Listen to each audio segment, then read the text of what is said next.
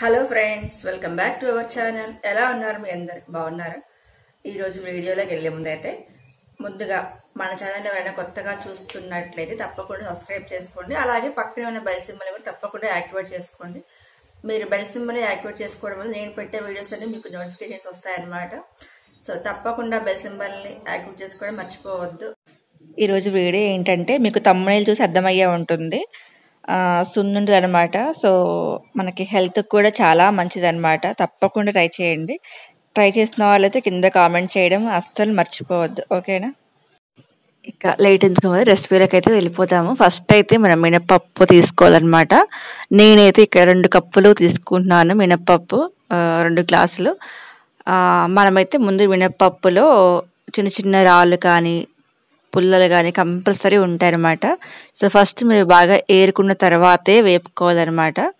అది కూడా మీరు ఏంటంటే సిమ్లో పెట్టుకొని వేపుకోండి. మీ నాన్ స్టిక్ కన్నా కూడా ఇలా ఇనుపవి అయితే బాగా వేగుతాయి.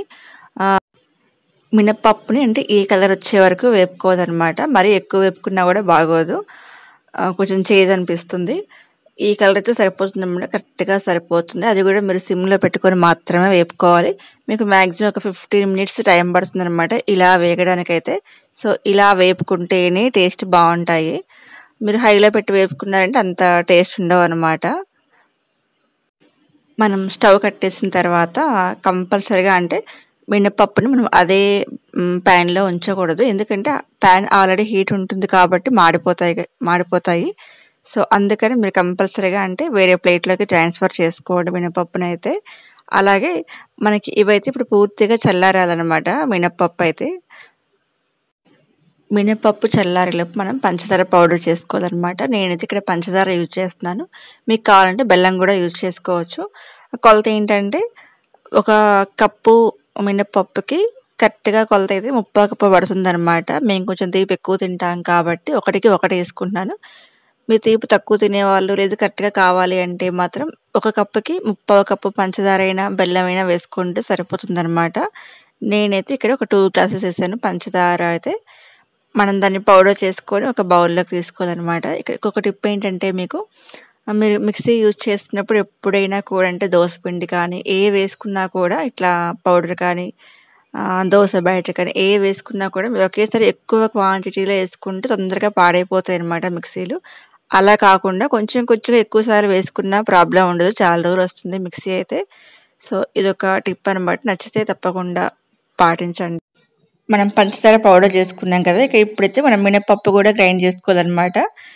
మీకు కావాలి అంటే కనుక కొంచెం బియ్యం కూడా ఫ్రై చేసుకొని మినపప్పుతో పాటు కలిపి గ్రైండ్ చేసుకోవచ్చు. ఇష్టం ఉంటే లైట్గా ఒక పిరికెడు బియ్యం వేసుకోండి సరిపోతుంది.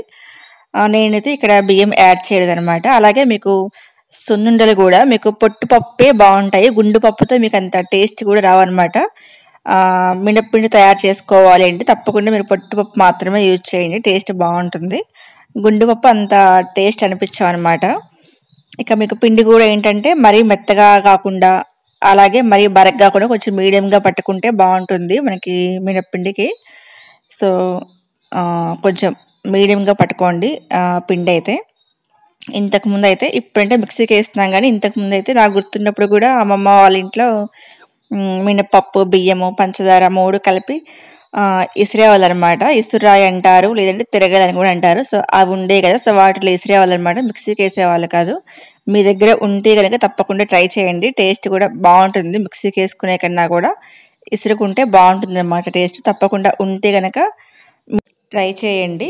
అలాగే ఇక ఇప్పుడు ఏంటంటే మనం పంచదార పొడి అలాగే మినప్పొడి 2 కూడా మీరు ఈవెన్గా అంటే నెయ్యి యాడ్ చేసుకోక ముందే బాగా కలుపుకున్నారంటే కరెక్ట్గా ఉంటుందన్నమాట, సమానంగా ఉంటుంది, అంటే ఎక్కువ తక్కువ లేకుండా ఉంటుందన్నమాట. ఇక ఇప్పుడైతే మనము నెయ్యి యాడ్ చేసుకోవాలన్నమాట. మీరు నెయ్యి కూడా ఏంటంటే ఒకేసారి మొత్తం వేసుకోవద్దు, నెయ్యి కూడా తక్కువే పడుతుంది, నెయ్యి అయితే ఎక్కువేం పట్టదు సున్నుండలకి.